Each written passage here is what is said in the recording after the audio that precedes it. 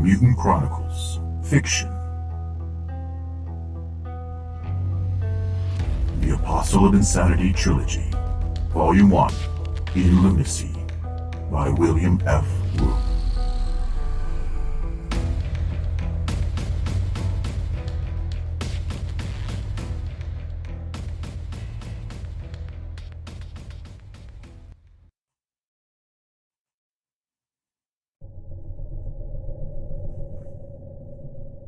Chapter 6. So the Necromutants were human once, said Pam. That's what I always heard. But they don't look human anymore, said Lane. If some of them are here in Luna City, then they have to stay hidden or disguised. That's the important part to us, if we're going to find them. We can chase down rumors later if we have to, said Pam. I'd rather start with something solid. Like what? Lane asked. It doesn't sound to me like we have much. I know the Capitol docks fairly well. Before I joined the Banshees, I worked on them. We should inspect the site where the mystery ship landed. I agree, said Yojimbo. So, what do we do? What do we need to do? Lane asked. Do we need any preparation? Not really, said Pam, with a shrug. She rested one hand on her Sherman in its holster. This is just recon of the landing site.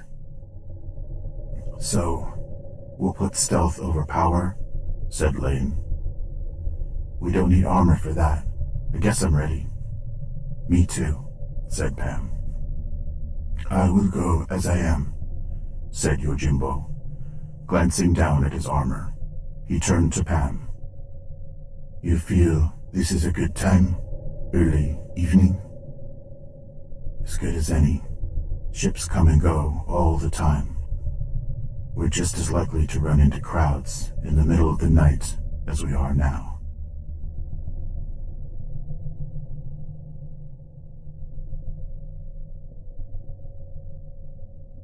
All right, how long will it take? We're about 2 kilometers from the Capitol docks, I think. Walking will be the best for that distance. The docks are 1.5 kilometers from the Midnight Star, said Pam, with a little smile. But we can make it a fast trip. We don't need to fight the crowds on the streets. Oh? Yojimbo looked at her in surprise. You mean the hike along the tube link tunnel? I know it can be fast, but it can be quite dangerous. Between the bandits who prowl in them to prey on the trains and the train crashes from poor maintenance. Is that what you mean? No. Pam shook her head, sending her short blonde hair swinging. We may as well just ride the tube link as hike along the tunnels. Then what do you suggest? The maintenance tunnels that connect some of the tube link lines and many of the power stations. You do not mean the secure tunnels that lead out of the ports? Yojimbo still looked puzzled. Not those either, Lane said with a grin. Those are heavily guarded. We'd never fight our way through. We need passes, and we don't have any. Those tunnels I know are largely secret, said Pam.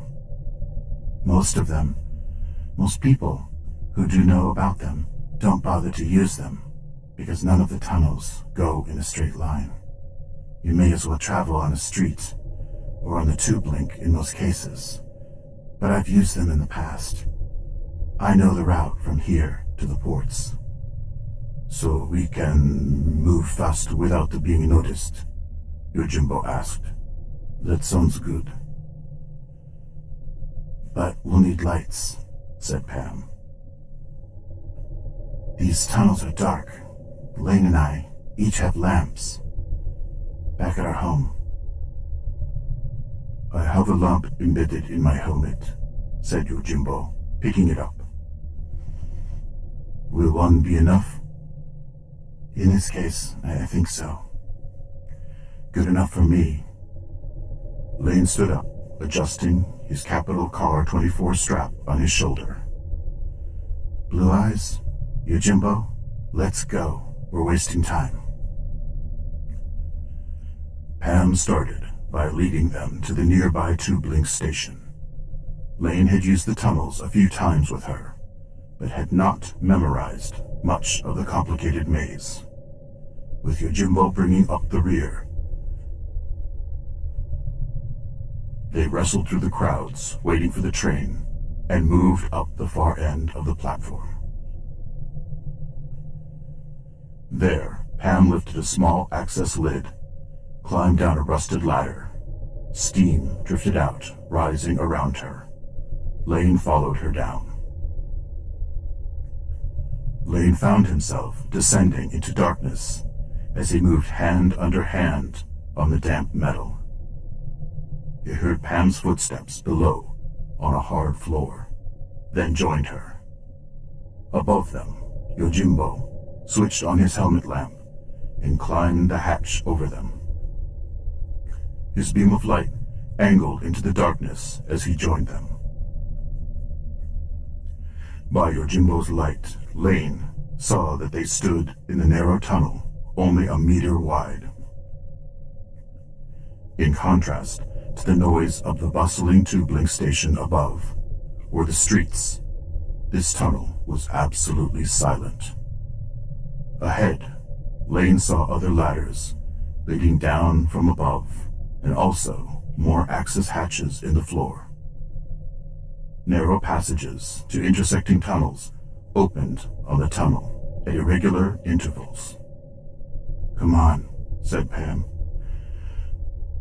Not all the tunnels are so claustrophobic. She led the trio, with Yojimbo walking in the rear.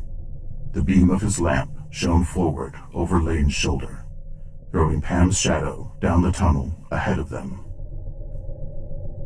As the light moved forward, rats and some sort of scaled bugs vanished into shadow.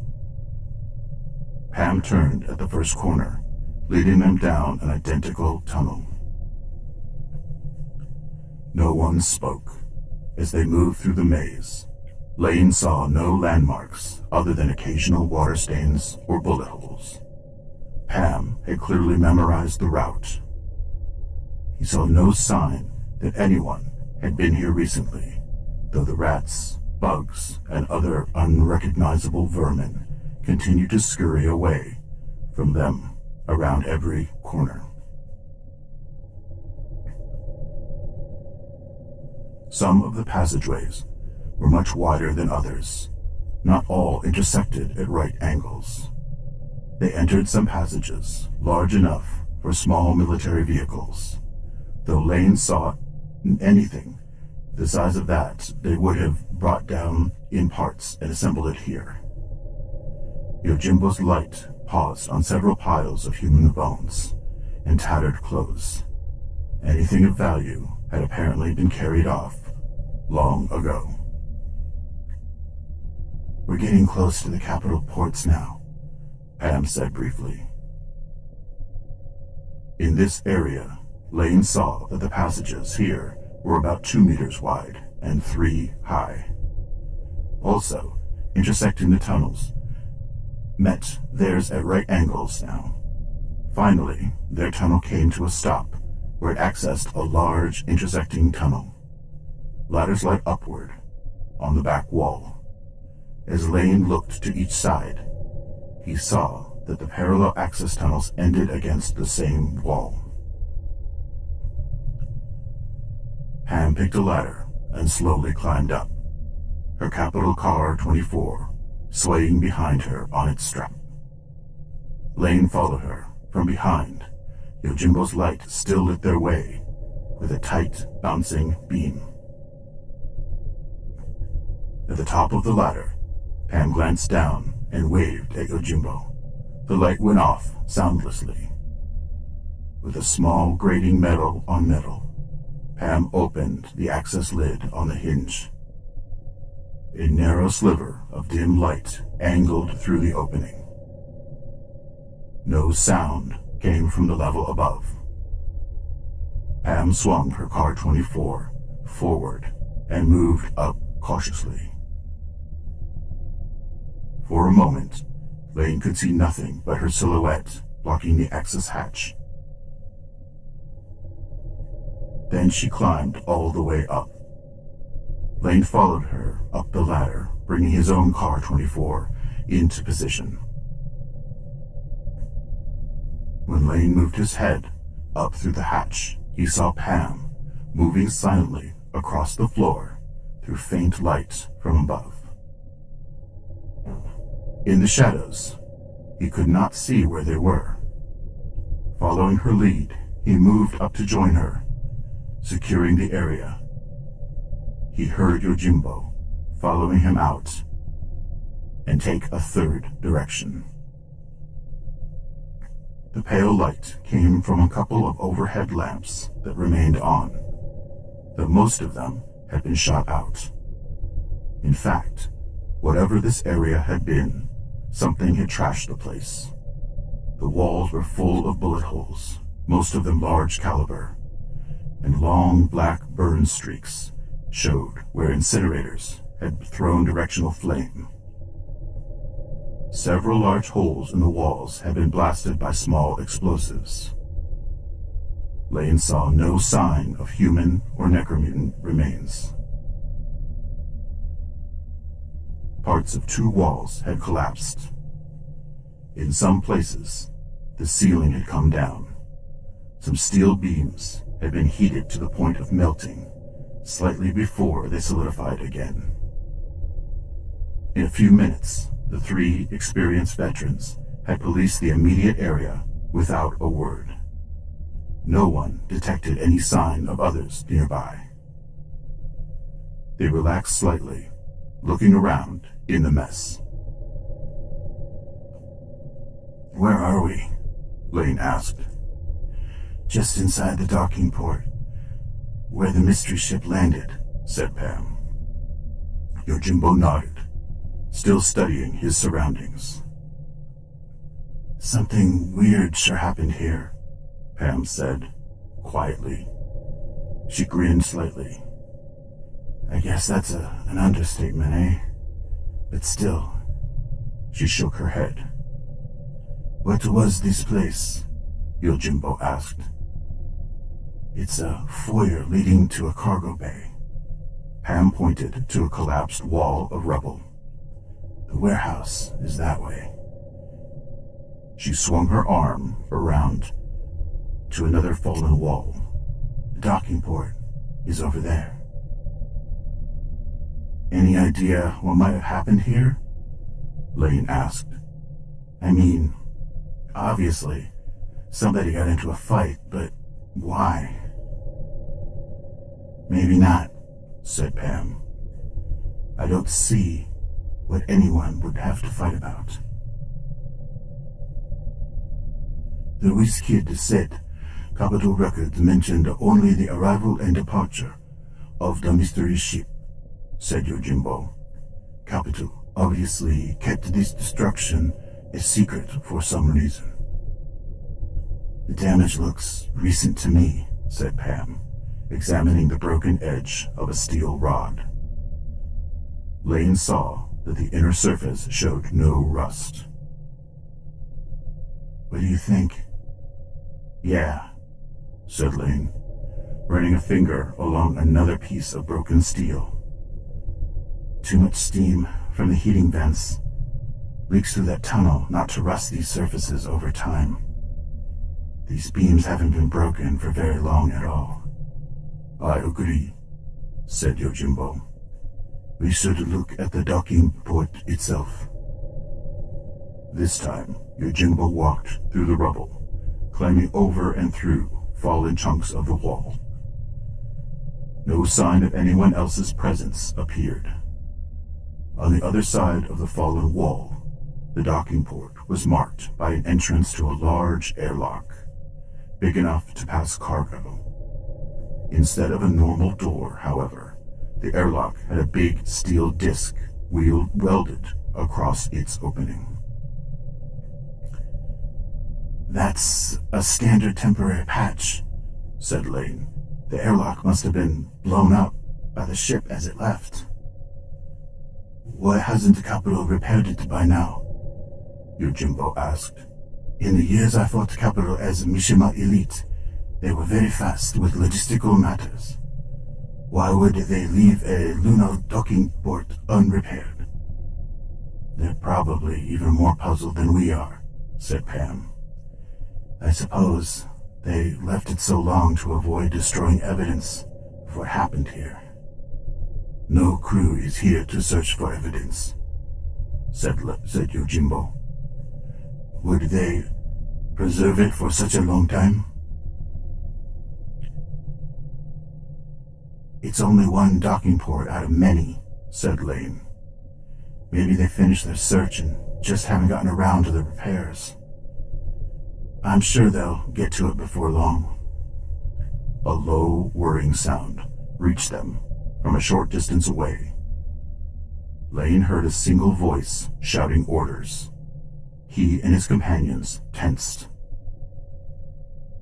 "An outer door just opened automatically," said Pam. "I know the sound. Someone's coming this way. Probably Capitol security." "We must have triggered the silent alarm," said Lane. "Time to go. Back the way we came? Now," said Pam, pointing. Yojimbo led the way back through the rubble. Shouts and the pounding of running feet reached them, but the guards were still out of sight. Instead of starting down the hatch, however, Yojimbo crouched next to it, with his windrider positioned to give covering fire. Lane came next. He started down the ladder into the hatch.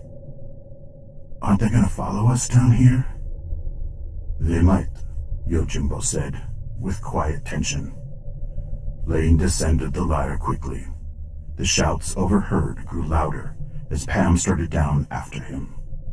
At the bottom, he stepped away from the ladder to give her room, holding his Car 24 in ready position. Pam jumped down the last few rungs and also swung up her Car 24. Yojimbo started down the ladder, but paused when Lane could still see only his legs. Then Yojimbo's windrider chattered overhead, out of sight. Yojimbo now, holding the light machine gun high with one hand as he continued to fire, came further down the ladder. "Pull back," Yojimbo ordered firmly. Lane and Pam hurried up the tunnel they had taken to get here, their weapons still ready. Yojimbo fired out of the hatch as long as he could reach it, then yanked the heavy cover over his head with a clang. Nimble even in his armor, he hurried the rest of the way down the ladder. Then he backed up the tunnel, his windrider trained on the closed hatch. Soon the hatch was lost from sight in the shadows straight behind them. When it was thrown aside again with a loud clang, all three of them angled fire up at the source of the dim light that shone down the opening. They continued to do so as they backed away up the tunnel. The snapping of their three weapons reverberated off the walls of the narrow tunnel. No return fire came from the open hatch. "No one is in any hurry to come down there," said Lane. "That's a very defensible bottleneck. They may know where to find other access hatches nearby," said Pam. "We can't afford to be outflanked." "Lead us," Yojimbo said, simply turning his helmet lamp on. He took off his helmet and handed it to Pam. "If they follow us up the tunnel, we can find another defensible position. Since we must hurry, you should wear the lamp." Pam put it on and jogged up the tunnel. As before, Lane followed Pam while Yojimbo brought up the rear. She turned the first two corners they reached, creating a zigzag that would block even residual light from the helmet lamp from leaving a glow behind them to reveal their route. Lane heard muffled shouts and a couple of bursts of gunfire behind them, but the sounds did not come any closer. Security guards must have known how easily a trap could be laid for them down in these tunnels. After a moment, the hatch closed again with a distant clank. Even so, Pam did not slow down. Lane knew from their years together in the Martian Banshees that she was cautious yet decisive. She would not dawdle. She led them briskly up the tunnels and occasionally pausing to listen for pursuit. They heard none. They reached the same tube link station where they had first descended into the tunnels without incident. Now back in the normal crush of people waiting for the next train, they worked their way up the street. On the crowded street again, in the shadows of stark edifices of their frowning gargoyles and other statues, Pam finally turned and returned Yojimbo's helmet. He turned off the lamp and held it under one arm. Lane let out a long breath. "Well done, Blue Eyes," Lane grinned. Pam lowered her voice, glancing around. No one in the press of passers-by was paying them any attention. "We didn't learn much, Chung, but I'm willing to believe a Dark Legion ship landed there for some reason." Pam turned to Yojimbo. "What now?" "Assuming we are right, what sort of fight took place?" Yojimbo asked. "What do you think happened here?" "When the ship landed, the Capitol Port authorities and security expected some sort of normal business to be conducted. The visitors, I'll call them, probably killed them, all to eliminate witnesses. Since the Capitol employees were caught by surprise, I doubt it was much of a battle. Then the visitors from the ship finished their business and left," Lane nodded. "Okay, that holds up." "It isn't much," said Pam. "I repeat, what now?"